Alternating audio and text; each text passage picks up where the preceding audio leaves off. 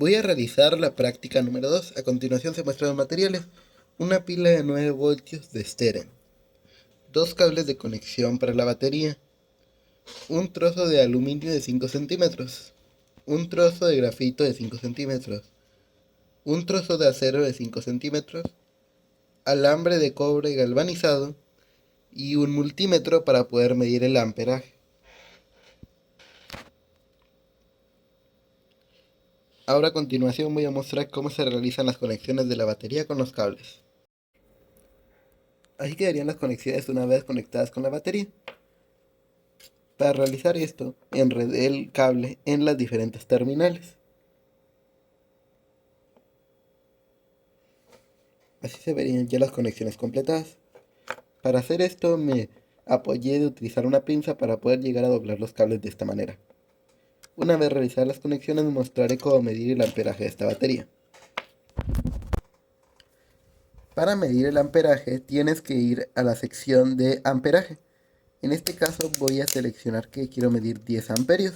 Para esto tengo que mover la conexión roja del multímetro a la sección de 10 amperios. Una vez que tengo realizado esto, con las terminales de los dos cables, tengo que verificar cuál es el positivo y cuál es el negativo. En este caso, este es el positivo y este es el negativo. Por ello, en este cable, voy a conectar el multímetro positivo y este cable, el multímetro negativo. Para que me funcionara correctamente, tuve que realizar un pequeño cambio al armado del circuito y conecté las baterías enredándolas directamente a las puntas del multímetro. Como se mostraba en la parte anterior, el círculo va a la parte al positivo y el negativo y la otra terminal va al negativo. Una vez realizando las conexiones, en el multímetro se puede ver que me da 0.08 amperios debido a que usé la medida de 10 amperios.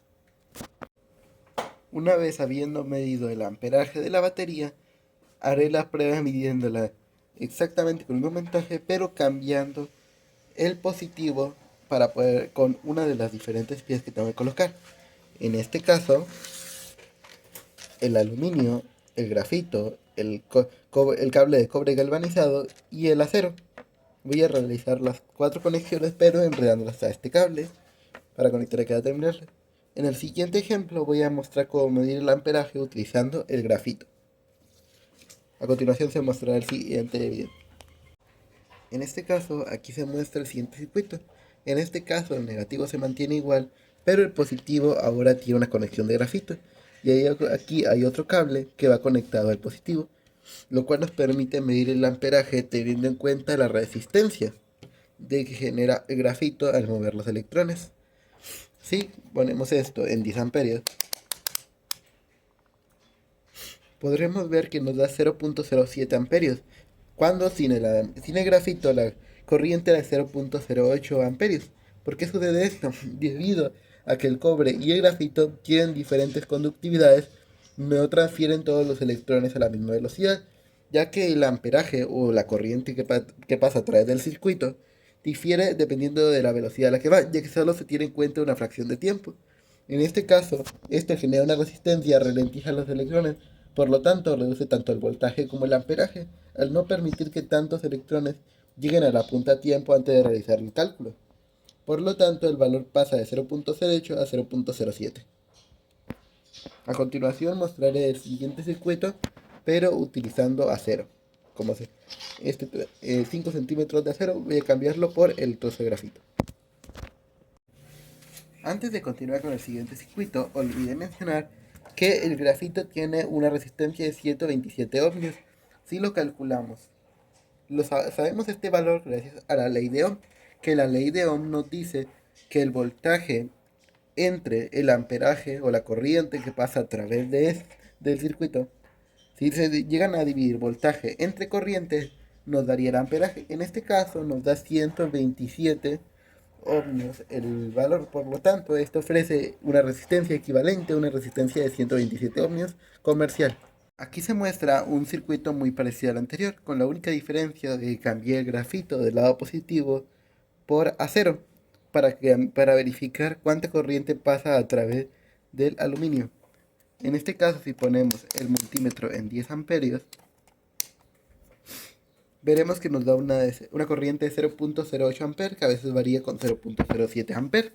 Esto nos podría indicar que el acero tiene la misma conductividad eléctrica que el cobre, pero esto es un error. Esto es debido a la falta de predicción del multímetro, porque si realizamos un cambio de esta conexión, cambiando esto a 200 miliamperios y este al lado de los amperios, podremos comprobar que la cantidad real es 75.5.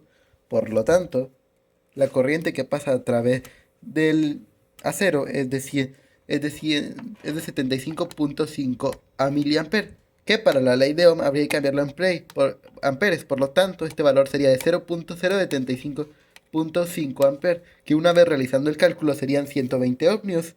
Por lo tanto, el acero tiene una resistencia de 120 ohmios.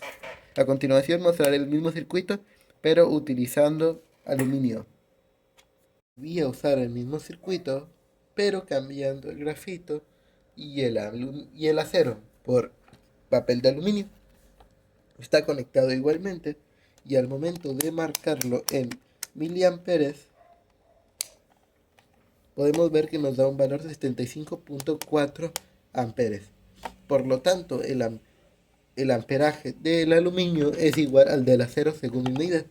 Podría ser que fuera más inexacto y tal vez se redujera el amperaje me daría un valor más exacto, pero en este caso, como el mío solo puede medir de 20 a 200, no puedo obtener un valor más exacto que este, porque si lo haría que fuera menos exacto todavía. Por lo tanto, aproximadamente tendría el mismo amperaje de 200 el trozo de aluminio. Bueno,